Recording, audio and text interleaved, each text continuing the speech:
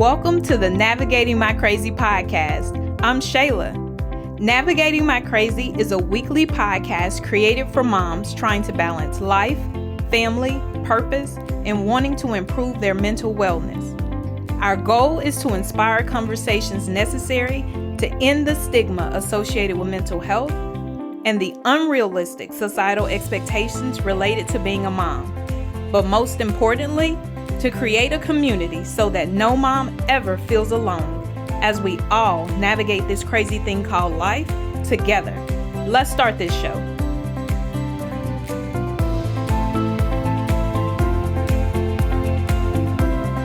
Welcome to another episode of the Navigating My Crazy podcast. I am Shayla, and thank you so much for joining. This episode of the Navigating My Crazy podcast is being brought to you by Her Eminence. HerEminence.com is where you can go to find everything you need for feminine care. Her Eminence Sex-Say offers natural, non-toxic products to heal, restore, and soothe every woman's mind, body, and spirit so she feels like royalty. Again, HerEminence.com for all your feminine care needs. And if you use code SEXE, SEXE, you'll get 10% off your first order. So on this episode of the Navigating My Crazy podcast, I will be discussing controlling anxiety in times of chaos. I was diagnosed with generalized anxiety disorder, so I know a little bit about anxiety. But I wanted to just talk about it because a lot of people don't understand that anxiety is normal. Anxiety is our body's natural response to stress. And so things like fear and apprehension about the future and what's to come is a normal response of our body. But when anxiety becomes excessive and all-consuming, and then it starts to interfere with your daily life, that's an indicator that you may have a serious issue. So just be mindful of that.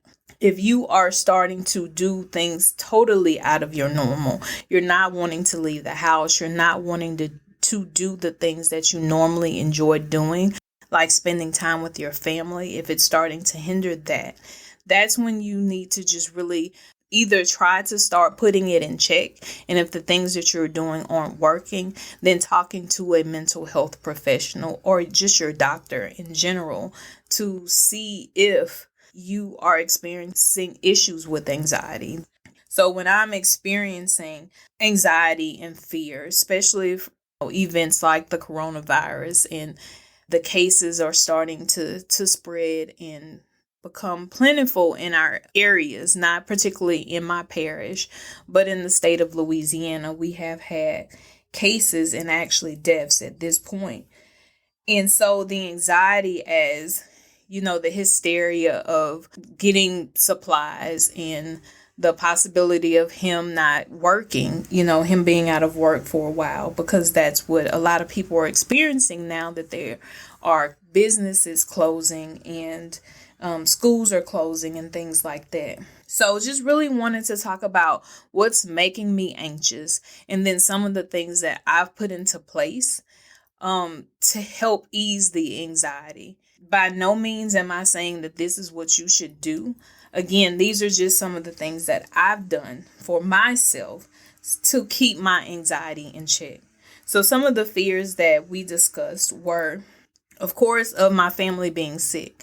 What can I do to help my family from being sick? At the end of the day, there are a lot of things that I can't do. Some of the things that I can do, we already take multivitamins. I apologize. We already take multivitamins every day. I went out because I saw one of my nurse friends on Facebook, Shania, thank you. And she posted echinacea. So I went out and got some of that. I also got some of the airborne immune support supplements, and they taste really awesome. And the one that I have also has an added probiotic, and we do take a probiotic also. And then we had some homemade elderberry syrup, but we were running short. So I also bought some elderberry caplets and then bought some syrup from the store. So those were just some of the supplements that I added to what we were already taking, just to help build our immunity. If it works, it works. In addition to that, every day, now I make it a point to get the disinfectant wipes, get the disinfectant spray, and really just wipe down the light switches, wiping down doorknobs and cabinets, really cleaning up common areas like the bathrooms that we all use and the living room, making sure to spray everything down, making sure that the soap dispensers are filled. We have paper towels, and tissue, Kleenex, to make sure that we have the things available that are needed. And then I send out this text message to all my guys, my sons and my husband,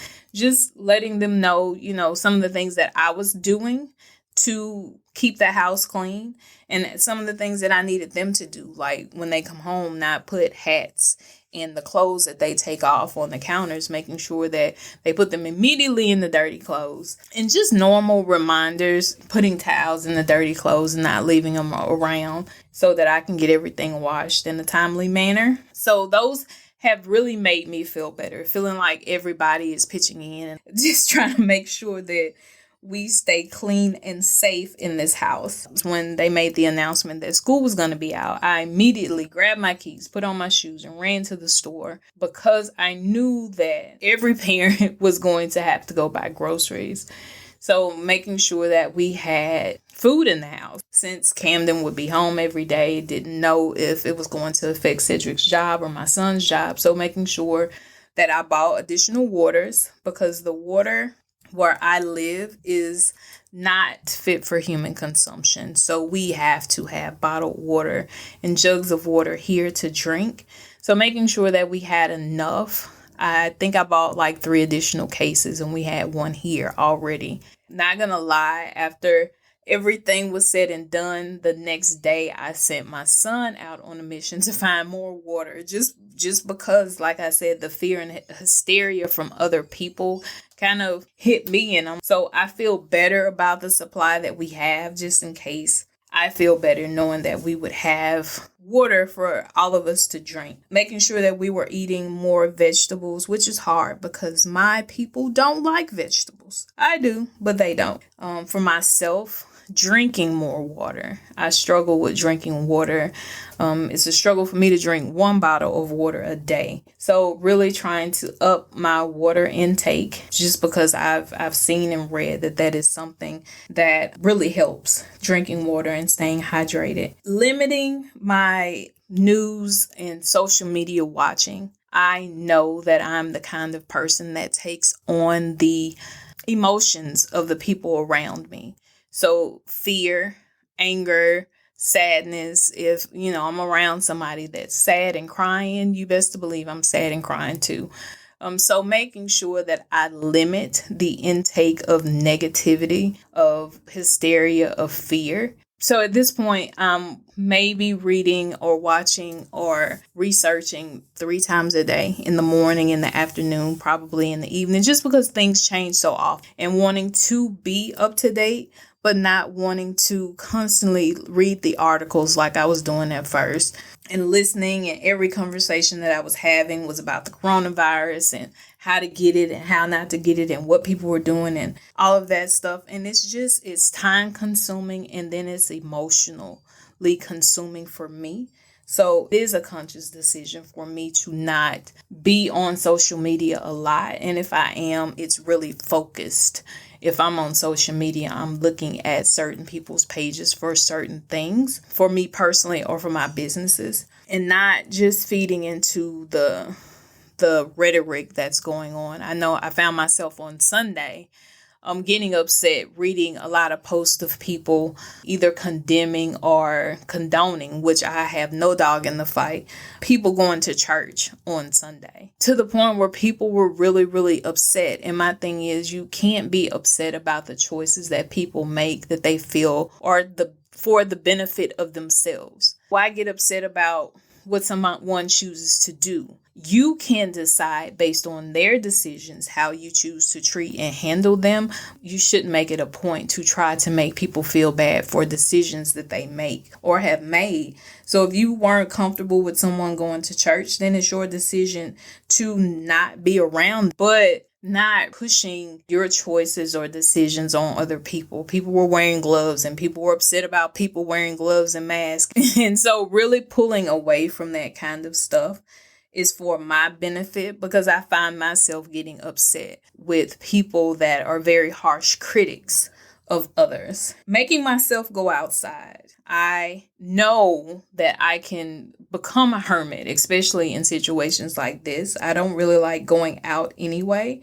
And so that would just be another excuse for me to stay in the house. So making sure that I go outside for a walk or for a ride, even though initially it wasn't a good idea because my allergies went into overdrive because I'm in Louisiana and pollen is everywhere. So I went out, got in my car and had pollen everywhere. So I had pollen on my hands. I felt pollen on my face. And when I got into the store, I started to feel like my nose burning and twitching. And I knew I was going to go into a sneezing conniption. And I sneezed very loudly. And so after the first one, I started heading out of the door because I knew that I would be making other people uncomfortable.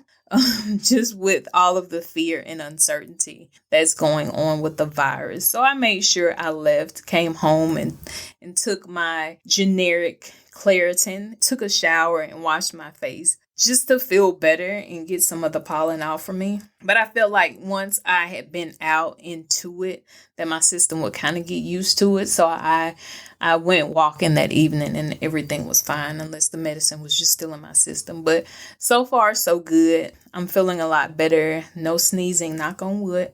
Like I said before, spending time talking to my husband, just really talking to someone that's rational when you are feeling irrational is very helpful. Someone to help calm your fears and really talk you down off the ledge is always beneficial. So if you have someone like that, when you're experiencing this anxiety, reach out to them, talk to them about your fears so they can just kind of give you that balance, because sometimes we build on fears and fears and fears, and then we read stuff and that builds the fears that we have. So really having someone to talk to give you a dose of reality and help calm those fears is a great thing. And last thing, doing things that really help your mental health, make you feel happy. And so whatever that is, don't allow the fear and hysteria not allow you to enjoy the time, that the kids are out of school. For a lot of people, it is a burden.